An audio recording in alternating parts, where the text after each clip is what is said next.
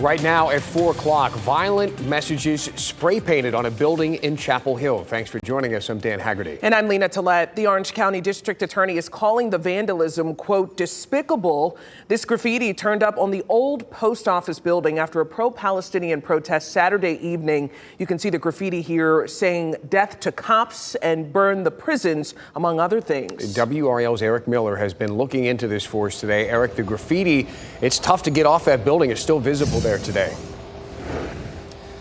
Well, Dan, that it is. Town of Chapel Hill staff, they've been working on it, but that message still very clear here this afternoon. You see kill cops scrawled right there. The town of Chapel Hill now having to turn to outside contractors to try to scrub this stone as police search for whoever's responsible.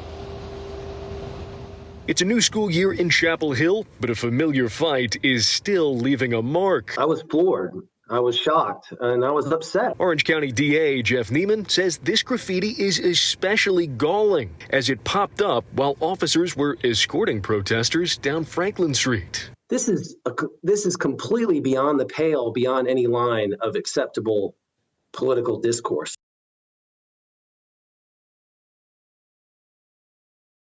The graffiti appeared after a pro-Palestinian protest staged by several groups, including Triangle Stop Cop City. A post from the group on Instagram says the event is for all those who desire an end to this world of genocide, with the group vowing no vote will end the violence of police and prisons, of borders and settler colonialism.